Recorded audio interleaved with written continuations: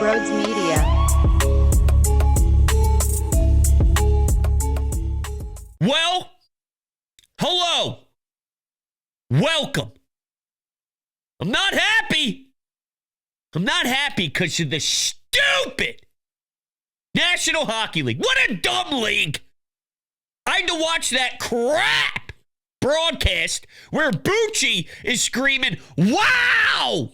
when a number 12 is pulled from the ping pong balls, but nobody even knows what the hell that means. And then the Flyers fall to 6 after having the 4th worst record in the entire league, and they had a better percentage chance to drop to 6 than actually stay at 4. What a stupid, dumb, idiotic way to go about this.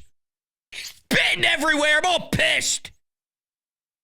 But as aggravated as I am, and as much as this stings, and it does suck, we can't now allow Danny Briere to not have pressure.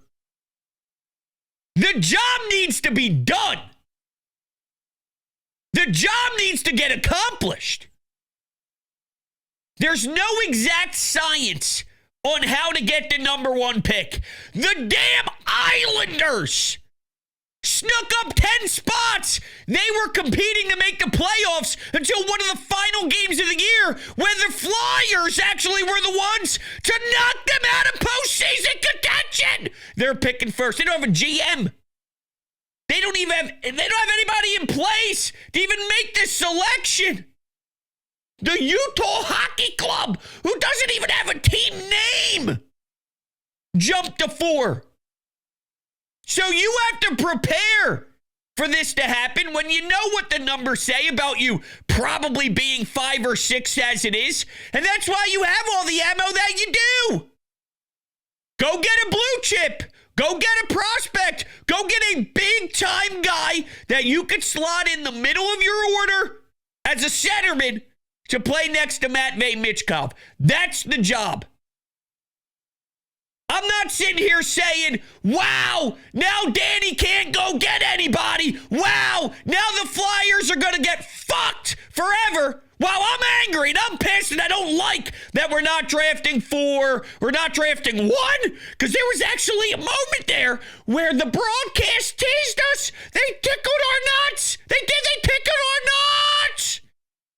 What did we need? A 4 or a 6 to be pulled. They went to break. All we needed was a 4 or 6 to be the next number, and the Flyers are dancing with the number 1 overall pick. We were so close trending that way, you blink, and you're going the complete opposite direction. So while that would have been lovely, and it is a bummer, and I'm obviously being a jerk-off, when you let the emotions pour out and you settle back into reality, there's been a billion players selected in the range of 4, 5, 6, 7 that are phenomenal, that are fantastic NHL top 6 forwards, top pair defensemen.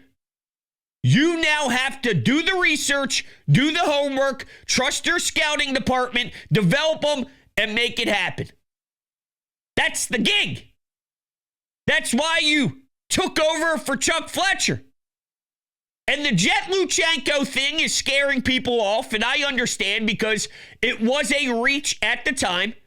Now, he's shown some things that are intriguing, but when Booyum gets selected by Minnesota right afterwards, and you know the stress and the emphasis that Keith Jones has put on finding a pure number 1 D-man, and Booyum maybe having that potential compared to Jet Luchenko's ceiling, in my opinion, not being as high as Booyum's, I don't understand that pick to this day, and that is scaring Flyers fans off that this is inevitably going to be a failure, but at the same time, Matvei Michkov. And I don't want to hear for a second that, well, you got lucky, Matt. That's how this goes. People screw up all the time in the draft. They pick the wrong guy, Nolan Patrick. It's just what it is. The Flyers have had the second overall pick a bunch of times. You got JVR and you got Nolan Patrick. You pick seventh, you got Matvei Michkov, who just led rookies in goals. But somehow, again, to this stupid league, to this dumb organizational league, he's not even a finalist for the Calder? Make it make sense to me. He's not in the mix when his even strength points are better than everybody else's, when he scored more goals than anybody else. Do I think he was going to win it? No, probably not. Not with the John Tortorella experience of getting scratched, of getting benched during games, or not having the time on ice that you're looking for periodically. And oh, by the way, a power play that makes me actually vomit out my ass. That's how bad it is. Could you imagine if they just had a below average power play? He'd net 32. He'd net 33 this year. As a rookie, just getting started. When he left for this season, when it all ended it all, and he said, thank you, Danny Briere, for the year, and I can't wait to come back for my second campaign. This dude came back with a detailed list of how he's going to improve to become more of a star. Different. Animal. You got him at 7. Brady Tkachuk wasn't a number 1 overall pick. It's all there. Do your due diligence and find a way to make this offseason sexy. Go get a coach that's going to move the needle. Use some offer sheets. Draft someone exciting. There's a long list of things that you can do. Just because the ping pong balls didn't bounce your way, I'm not giving anybody a free pass where now it all doesn't matter and you're just boned. No, you're not boned. A good GM finds out you're drafting 6. You're not drafting 30. You're not drafting 22. You're drafting 6. I guarantee when you look back at this draft, there will be somebody at 6 and below that will be phenomenal. Go look at where Wyatt Johnson was picked. Now go look at what he's doing in the postseason. My God. It's nice to have Rantanen, too. Third period Hattie against his former squad. How about that Winnipeg game? Less than 2 seconds to go. It's hard to have a double overtime game winner, and the most electric goal of the game was in regulation to tie it up. But Winnipeg going nuts. You lose, obviously, one of your premier guys due to a hit that was very controversial. And then you got the whole Hellebuck situation. These playoffs have been out of control. Toronto and Florida for game 1. And yet here I am begging on my hands and knees to get some real live postseason action. Not at the Wells Fargo Center, at the Xfinity Mobile Lounge. What are they calling it? The X? The new name that I don't care one bit about? People are debating, do you like it? Do you not like it? I just want playoff hockey! I want a team that matters! I want a team that's worth willing to drive to the Xfinity Mobile Center! I want spring hockey! I did a show the other day on WIP asking if Jordan Davis can add to his pass rush ability. Huh? You know what I want to talk about? Game 6, Flyers kick ass and advance to the second round. Oh, by the way, you got Celtics Sixers in the second round too. Looking for revenge. That's what I want to be breaking down in the early stages of May. Hey, can Jordan Davis pass rush? 215. I mean, come on. Now, I love that. All right, I love being able to dissect the birds in the offseason, and I got no issue with it. But think about what the alternative is if you actually have a hockey team that knows how to compete. And I'm jealous as hell watching all these other teams get after it nonstop. Now, let's talk about this tank versus non-tank theory here, because San Jose, Chicago, while San Jose didn't get the first overall pick, they still got a higher draft pick than the Flyers, so there are some negative Nancy's out there with Flyers fans that are saying this is why the organization is pathetic and they're embarrassing and they should burn it into the ground because they don't know what they're doing and they can't even lose right, and at least you're still able to get a second overall pick, a third overall pick if you lost way worse than you did this year. See, you're just not living in the truth here, okay? The San Jose Sharks had about 20 points less than you in the regular season.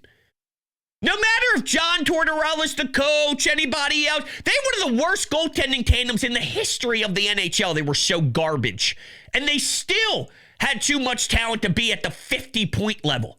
They have Konechny, who pots 30. They have Forster, who's potting 20-plus and on a tear. They have Matvei Michkov. Travis Sanheim is now playing for teams to represent Team Canada.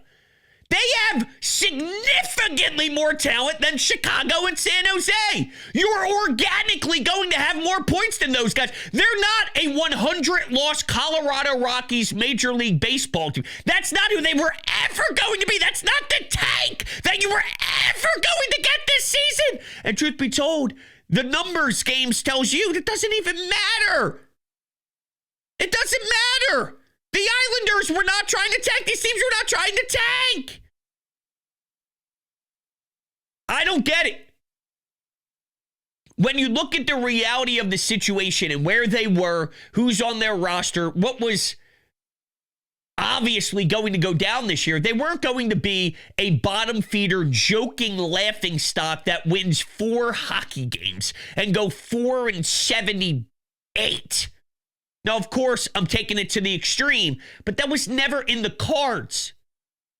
And even if you do that, you're not promised a damn thing. The year Colorado, and this is going all over the place on social, so I'm just repeating what everybody else is saying, but it's the damn truth. The year Colorado finished with one of the most just horrible seasons there is, trying to get a number 1 pick. They ended up picking 4, and they got Cale Makar. So you can always make it work if you do the research, if you do what's right, and if you figure out the type of talent that's available. But to me, tanking, they're not set up for it. And if you want to, because now I'm seeing that argument, they have to. Well, then get rid of Michkov, get rid of Forster, get rid of Konechny, get rid of everybody. And I'm not telling you I love Cam York or I don't love Sanheim. You're just kind of you're finding a way to manage what could have been a disaster, and he's obviously exceeded expectations since that really one bad down year. But yeah, you're living with it because of the circumstances more than anything else. But then get rid of those guys, and then we'll start the journey of being 7 years away again. And you may be thinking, well, we're going to be 7 years away. Anyway, maybe not. I don't know. There's substance here. I've been trying to express that for a while now, where you are in a rebuild, but you started the rebuild with a little bit of substance, whether you want to admit it or not. With Barkey, with Oliver Bonk, with Michkov, with Tyson Forster, there are things here that you don't strip down. This is what you want when you do strip it down. When you strip it down and start all over, these are the type of pieces that you acquire throughout the early journey. Now, yes, you would be picking higher in the draft. In theory, you would think, unless the balls don't bounce your way. So maybe you get someone better than a Forster if you're picking higher in the draft. But still, Forster is looking pretty damn good with and without the puck. And I'm a big fan of what his ceiling is and all. And these are the type of players that you do acquire throughout a journey of turning over a new leaf. So you're already ahead of the game to do it.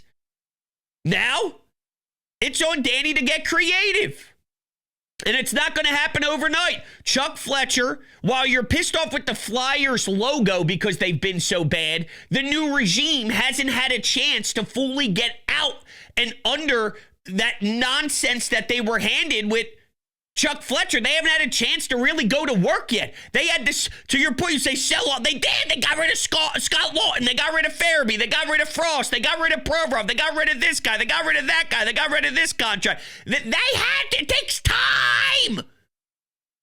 Now, I'm not telling you they're going to knock it out of the park. I don't know.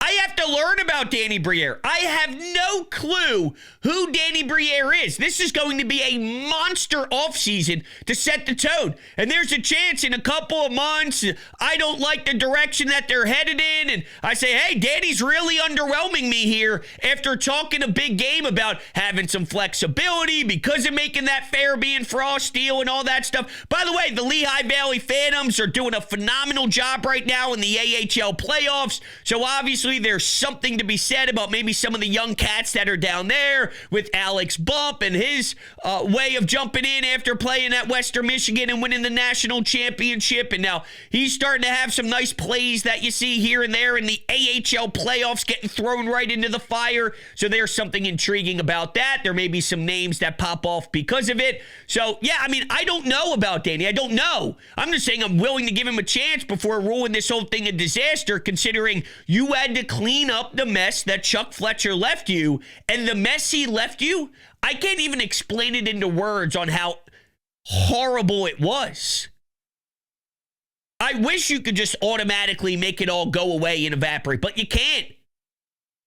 So there's that side of the roster construction, and now we have to face the truth with figuring out who Danny Briere is as a drafter. Loved what he did with Matvei Michkov. Loved their ability to get him over. It seems they have a great relationship with some of the Russians with, being able to work with them and KHL and let's get them over here. And it happened so quickly. They're doing things behind the scenes and sneaking Michkov, him and his family, into the Voorhees practice facility and doing things so methodically. That's all promising and that's all intriguing from a behind the scenes standpoint. But that's a skill set that you got to have if you were going to continue to draft players that are from Russia, because it is a very toxic world in regards to getting some of these guys over to the States to play in the NHL. And the Jet Luchenko thing, while I think it's a reach, there has been promising development in his game early on. I don't know what he's going to be. They saw something. He's definitely fast. I mean, making the team out of camp is something to note, and his age being with the World Juniors is something to note. So while I'm not the biggest fan ever in the pick based off of what was still available, I can't act as if it looks like it's a straight up bust and a straight up bum of a pick already. There are some things that I like from what I've seen from him. It's more just Bouillon seems to be an absolute dog and an absolute gross machine that I would love to have on my back end, and to have that type of performance out of a D-man and the possibility of what he can blossom into, it's exciting. But who knows? Maybe Oliver Bonk can step in and make us forget about it, and we'll go from there. But another thing they have to do is figure out goaltending. And while people don't like to hear this, you're not going to find the answer of the future, because that's the number one question I always get. Who's the future? Who's the future? I don't know. Maybe this Zavargin kid over in Russia who's 19 years old playing in the KHL in the same league Matvei did. Maybe he's someone, but it's going to take some time, or they have to go another route and look in the draft. But I think what they need to do is they need to find that stopgap guy to get some stability in there. They need a foundation in the crease, because you can't ask young defensemen to develop if you can't even have any structure in your D zone. If you're allowing soft goals that Fedotov and Kolosov and even Ersin allowed sometimes last year, you're doing everything right. You're allowing the players to shoot from outside the dots. You have decent coverage, but just a fluky changeup or a really bad wrist shot goes in and beats the goalie short side. You can't get out in transition. You can't have a nice outlet pass and then have your setter swing in perfectly. You bank it off the boards. You get someone moving with good speed, and then, you have someone driving the net. You have your third guy high. You got your next wave of your defense, even adding a nice layer into the rush. You can't get that if your goaltending is so bad. So you got to find someone to be able to ground this team in between the pipes, so then everybody has a chance to develop their game even more, because without it, you're just set up to fail. So I know the names won't be sexy, but if you get something similar to that Steve Mason run, where it's a guy who's played a lot of hockey, but he can definitely keep you in a lot of games and then figure it out from there. I'm kind of even blah on the Ersin as a backup at this point, just because, I don't know, it just doesn't do it. Just so disappointing. Just so disappointed. But maybe less time would allow for him to be greater whenever he does get his number called, because I don't know how much a veteran goalie, though, is going to be able to play a lot of games. So then you're going to have to factor in the backup is going to have to play a lot. But I'm out with the Fedotov. I'm out with the Kolosov for sure. You could convince me Urson as a backup, but I just don't love it. I'm kind of sick of the experience at this point, but I don't know how much that they can do. But yeah, it's not over is my point here. It's not over just because the Flyers fell to 6. It's annoying in the moment, and I definitely needed to get a little frustration off my chest earlier in the show, and I am bummed, okay? It is okay to be sad and upset about it, but the truth is, if you're now going to fold and call it quits and now act as if the Flyers are doomed and can't do anything this draft, then pack it up and go home. Then pack it up and get lost, because I'm going to hold this organization accountable and say, all right, you got handled. You now have to handle adversity. You got thrown a bad bounce. What do you do with it? You're going to cry? And now Danny Briere and Keith Jones say, I got nothing to do now. I don't know what to do. All right, guess we can't be successful now. The fuck is that? Hell no. Let's go to work. Let's find our guy. Do we want to move up? There's reports about San Jose. Do you want to go all the way up and make a damn statement? You got the ammo for a reason. You acquired those assets for a reason. Do you want to stay put? Gain a lot of assets with your first round selections, your 7 picks in your first 2 days, get a lot of solid players and let them go to war out there and compete? Do you want to go that route? Do you want to go offer sheet route? There's ways to make something happen this year where this offseason actually moves the fan base's needle in the proper direction. And that's what I'm going to hold this front office accountable to do, because that's the way you do. You'll cry. Get up. Stop being a little bitch. Get up and let's go. 6, not 16, not 26, 6. There's going to be talent there. We'll see who drops.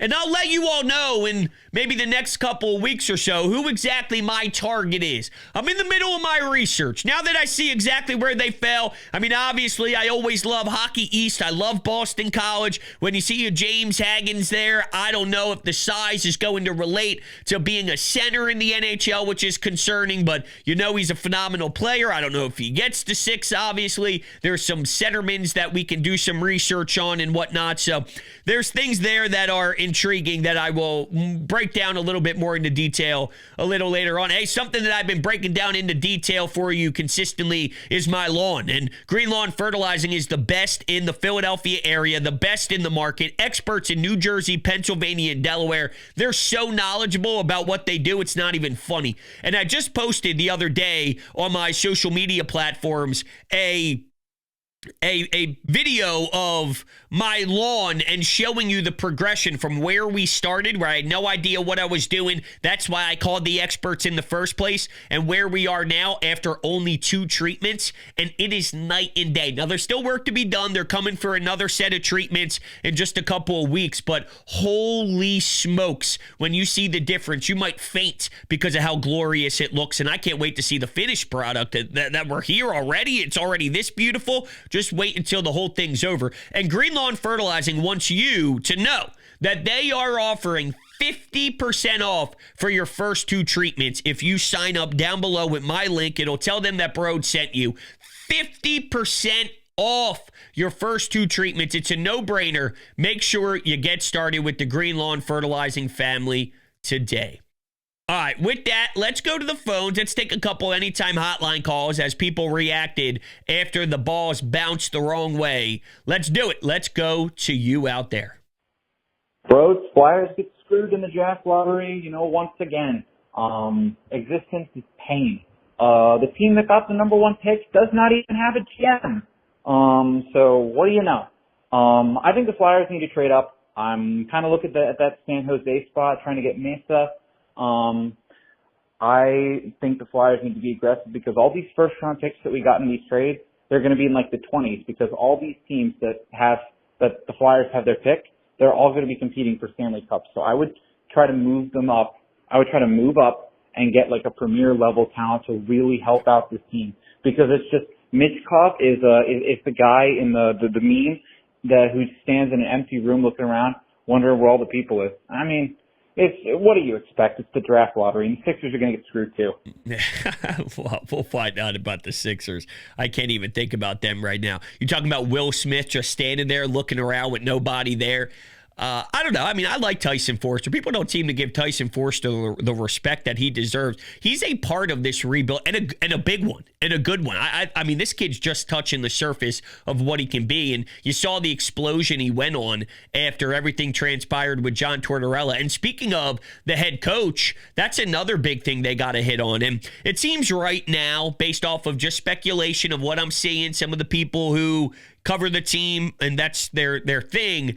Rick Tocchet is obviously something that they are interested in, and Pat Ferschweiler, who was at Western Michigan, and those two seem to be what I see are sort of at the top of the line here. And my stance on Rick Tocchet would be, it's okay. I don't think you are in a bad position with Rick Tocchet. I just don't love it. It's not my favorite. It seems kind of safe-ish. Just another retread guy that could probably hold the fort down for a little bit of time, and then eventually he'll get moved on from. I think he's more of a stopgap than he is a part of the future. And I think if you went Pat Ferschweiler, and he is the guy. Now, I don't know much on him. I'm not going to sit here and act like I know a bunch about how he can relate to the pro game. He's never been a head coach at the NHL level. Now he has been an assistant coach at the NHL level, which is a big deal. And he's been a big part of developing Alex Bump, a former fifth-round pick that we now look at as one of our studs as a prospect pool, and he developed him at Western Michigan. So that's a big deal. And you're winning a national championship at Western Michigan. I mean,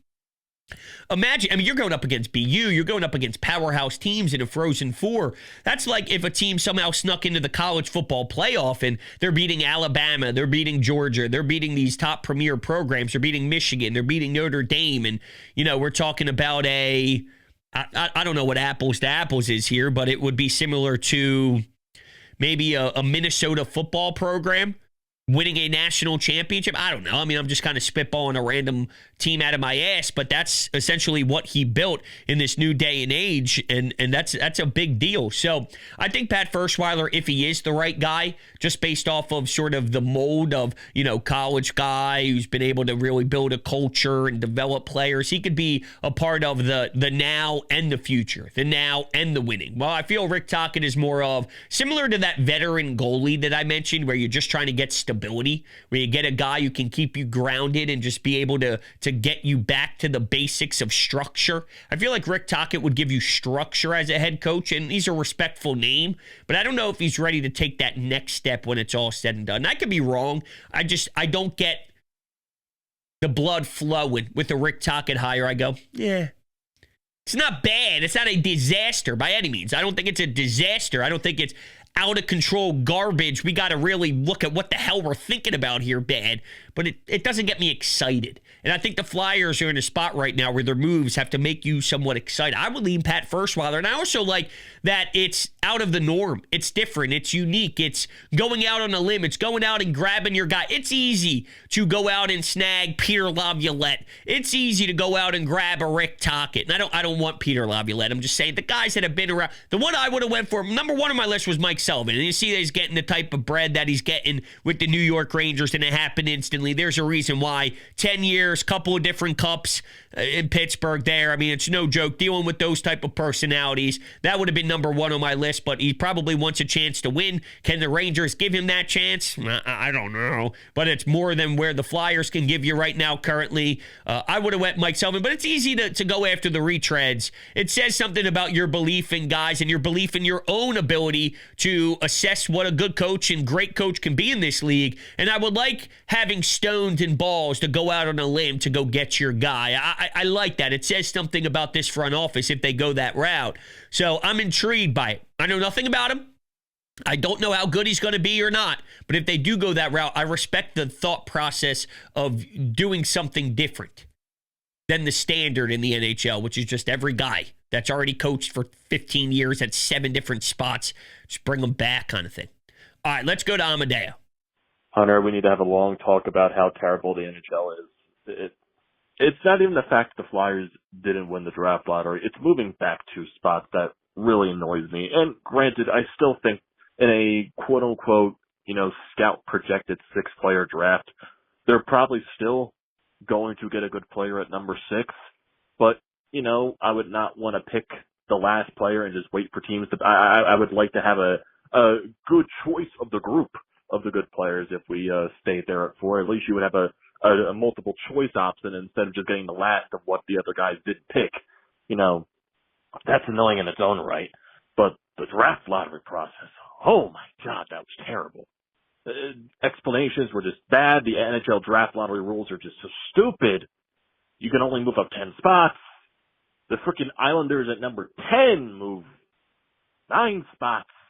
The Flyers had 2 balls to where they could win the first overall pick along with a couple of other teams. And of course, none of those teams are picked. It's the goddamn freaking Islanders, the most irrelevant team in the National Hockey League, the most boring team in the National Hockey League. Oh yeah, of course, they're the team that gets the first overall pick. And then they don't even do the process live for the freaking second overall pick. They got to do all these interviews on ESPN, so we don't even know what the hell's even going on. And then it just ends up, oh, the Utah Hockey Club, that milquetoast. Oh yeah, they're the team that gets the second overall pick. But oh no, because they can't move up more than 10 spots, they fall to the 4th overall pick. That means, you know, San Jose and Chicago still stay at 2 and 3. Is that what happened? I got to be honest with you. I didn't even process that they actually got the second overall pick, but because they couldn't, I know you can't jump more than 10 slots, but I didn't even realize they were pulling balls for the second overall pick. That's how trash it was. Kevin Weeks is bringing on guys, a delay with the camera and whatnot. But yeah, the thing is, though, when you go back to you have the last pick or whatever, I mean, Joel Embiid, everyone had their first crack at it. You get Joel Embiid, and I get it. Joel Embiid didn't win us a championship, blah, blah, blah. But you see what he was able to accomplish there as falling to 3 on your lap. The thing that's assuming with everybody who misses with the draft and this guy's, and we're talking about teams that are not good. I mean, you know, San Jose, not good. I mean, who's to say they're going to knock this out of the park? Just because you draft it, you're not getting the last of them all. Like, just because you're drafting 6 doesn't. And what I hate to hear all the time is it's a 4-person draft. After that, everyone sucks. It's just not true. It's just not true. That cracks me up. There's nobody good after 4. Okay. I'll put $1 million down that there will be more than those 4 names everyone talks about as there's only 4. There's going to be players in this draft that are better than 2 of those guys. So I don't look at it as you get the last shot at what everybody else is going after because they're automatically going to get it right, and then you just get the last of that slop.